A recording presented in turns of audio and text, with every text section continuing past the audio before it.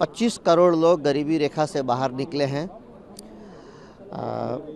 गरीबों के लिए आवास, 80 करोड़ लोगों के लिए अन्न योजना, कोविड में किसी को मुश्किल में नहीं आने दिया। इस तरह की अनेक बातें हैं। Medical college, IIM, IIT, engineering college, tax payers की संख्या बढ़ना, GST कलेक्शन बढ़ना, मतलब हर क्षेत्र में, देश के हर सेक्टर में, हर क्षेत्र में गरीबों के कल्याण के लिए, डेवलपमेंट के लिए, आत्मनिर्भरता के लिए, लड़ाकू साजो सामान के साथ विमान, पैसेंजर विमान के निर्माण की दिशा में, मतलब आप देख सकते हैं कि हर दिशा में, हर क्षेत्र में देश आगे बढ़ रहा है और इसीलिए भारत के लोग इस सरकार पर नाज है, उनको गर्व करते हैं। जो गारंटी परम आदरणीय प्रधानमंत्री जी ने देशवासियों को दिया था 2014 में, हर बिंदु में उन्होंने निष्ठापूर्वक उसको पालन किया है। इसकी वजह से देश का विकास यात्रा तेज होने लगा है और आपने खुद देखी है हर लेवल पर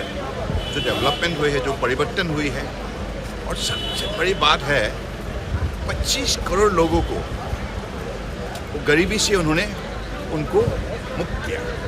इतनी बड़ी सफलता आज़ादी का पिछली 75 ईयर्स के अंदर, तो मुझे लगता है कि ये अनुभव हमारे सबके लिए महत्वपूर्ण है। बहुत बढ़िया बजट हुआ। नेशनल बजट जो होना चाहिए, सबसे अच्छा आज़ादी के बाद जो विकसित भारत, वो विकसित भारत जो कैसे बन रहा है, इसलिए ये जो एक जल्दी चटकदारी से सोच आ जाएगा सबका पिछले वर्ग का उन्नयन के बजट है। बजट बहुत इम्पोर्टेंट था। मतलब जो काम हमने किए हैं, युवा है, महिला है, दलित है, आदिवासी है, किसान है, ऐसे लोगों के लिए जो स्किल ट्रेनिंग है, 1 करोड़ नौजवानों को स्किल ट्रेनिंग दे दिया है। 80 करोड़ लोगों को फ्री में अनाज दिया जा रहा है कोविड के टाइम से।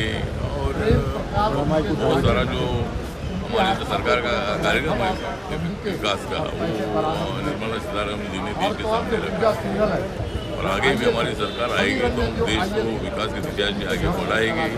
G20 का देश हमको मिली थी, इसका भी पूरी दुनिया भर में चर्चा हुई थी और इसीलिए देश का नाम पूरी दुनिया की लिस्ट में है। तो इसीलिए अगले 5 साल में हमको मौका मिलेगा, विकास की गाड़ी हमारी बहुत तेजी से आगे बढ़ेगी। एक बहुत ही अच्छा बैलेंस्ड प्रोग्रेसिव बजट, ज़्यादातर वही स्टेटस को जिन्होंने जिस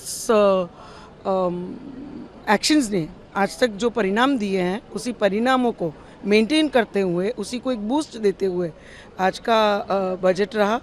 और माननीय प्रधानमंत्री जी का जो वचन विशेषकर महिलाओं के लिए था, वो वचन भी माननीय वित्त मंत्री जी ने इस बजट के माध्यम से महिलाओं को भी कहीं आने वाले दिनों में स्पेशल जो है वो प्रावधान प्राप्त हो, उस प्रकार का बजट हुआ है। तो मैं मानती हूँ कि एक जवाबदेही वाली सरकार जो होती है, एक रिस्पॉन्सिबल जो गवर्नमेंट होती है, जब अपना लास्ट बजट पेश करती है चुनाव से पहले वाला, और जिस प्रकार से प्रोग्रेसिव सरकार रही है, जिस प्रकार से प्रोग्रेस हो रहा है इस देश का, उसकी प्रतीति कराता हुआ ये बजट है और बहुत ही अच्छा बैलेंस्ड, किसी पे लोड ना देता हुआ, किसी भी वर्ग, किसी भी तबके पे कोई एक्स्ट्रा लोड के बगैर ये बजट को मैं मानती हूँ। बिल्कुल ठंडा बजट कह रहा है। अब वो उनका काम है, उनको पता नहीं, हमेशा 2-3 हाइलाइट्स के माध्यम से उनका बजट पेश करने की हैबिट थी, तो वो वही करेंगे। स्वाभाविक रूप से किसी एक वर्ग, किसी तबके को बेनिफिट करते हुए उनके प्रीवियसली भी बजट रहे हैं। हालांकि और अगर आप देखें तो माननीय प्रधानमंत्री जी का बजट हमेशा से होलिस्टिक, ऑल इंक्लूसिव और प्रोग्रेसिव रहा है और उसी दिशा में आज का भी बजट रहा है। देश के विकास के लिए माननीय प्रधानमंत्री जी का बहुत संकल्प और इस पर उनका फोकस है कि इंफ्रास्ट्रक्चर के माध्यम से जो विकास को और तेज गति मिलनी चाहिए।